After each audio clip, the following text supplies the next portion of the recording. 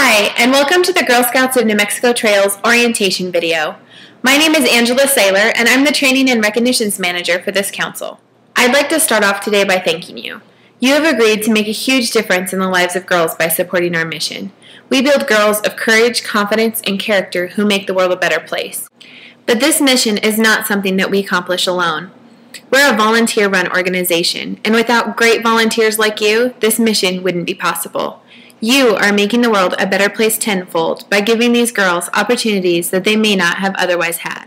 So thanks for joining us today to get the specifics on our council, and welcome to the Girl Scouts of New Mexico Trails family. Throughout this training, you will hear me refer to volunteer essentials. This is our council handbook. If you have not already received it, it is a fantastic place to find information, resources, and policies that we use as standards here at GSNMT.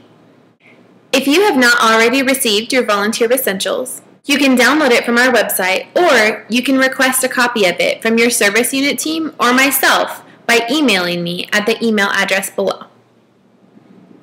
This orientation video has been designed so that you can go back again and again to refresh information for yourself. If you have any questions regarding the information that you find in this video, you can contact myself or your service unit team. I highly suggest before watching this video that you've completed Girl Scouts of the USA's national video, Girl Scouting 101. If you've already watched GSUSA's Girl Scouting 101, then you're ready for this orientation video. So let's get started. Girl Scouts of New Mexico Trails is a charter of the national organization Girl Scouts of the USA. We cover the top 2/3 of New Mexico from Socorro to the Colorado border. We're headquartered in the heart of our council, Albuquerque, New Mexico, but also have offices in Santa Fe, Farmington, and Clovis, New Mexico. Because we cover such a large span of land, we have amazing local teams of volunteers who make sure that girls are plugged into their local communities. We call these teams of volunteer leaders service unit teams, and we refer to the different areas within our council that they cover as service units.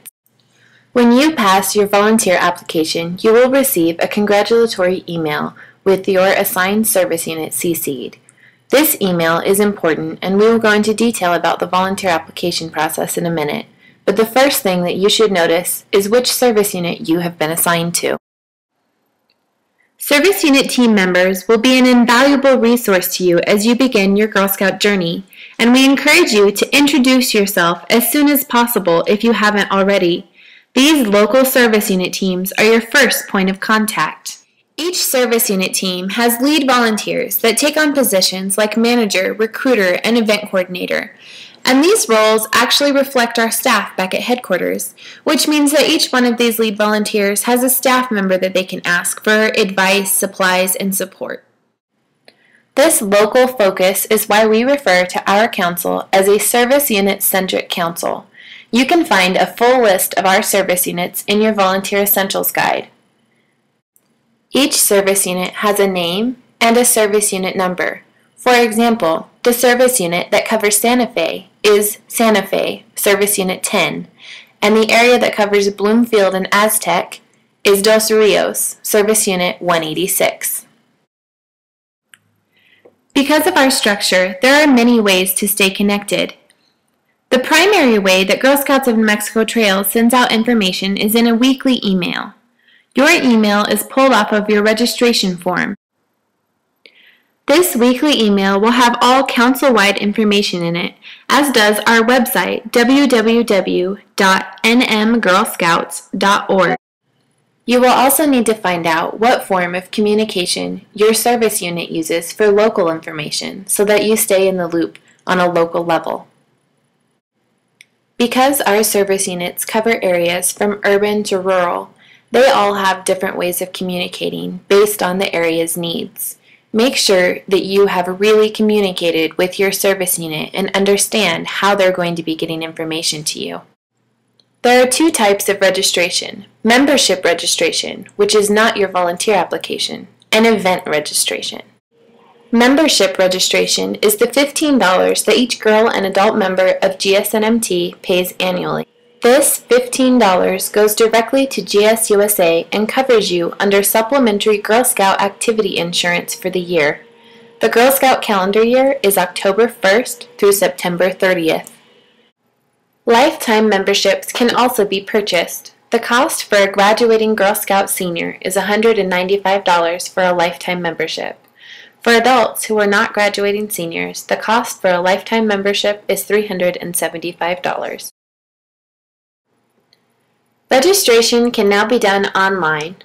Online registration is helping us to achieve our Girl Scouts Go Green mission, and we encourage you to join us in this endeavor.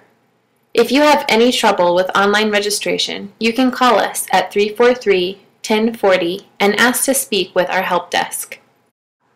You can also visit the eBiz section of our website to find online tutorials, trainings, and the answers to frequently asked questions about our online registration process. In Girl Scouting, once you are a registered member, you get to choose the pathway in which you participate, as you learned in Girl Scouting 101. Each individual thing that you will do requires a registration for that particular camp session, series, program, event, or training. For example, in order to take the First Aid CPR course that is offered in the Albuquerque Council office each month, you must register for that course. For courses and events that are held on a council level, you will turn in whatever registration form is required to La Tienda, our council's shop. You can find all of the information about how to contact our shop in your Volunteer Essentials Handbook, and on the forms section of our website, you can find a basic event and training registration form.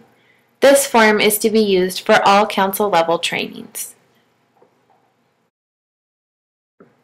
Most events, however, happen at a local level, so please make sure that you check the information on your registration flyer about who the form should be turned into, so that service unit event forms get back to the right service unit. The final thing to note about registrations is when there is a specialized registration form or flyer for an event or training.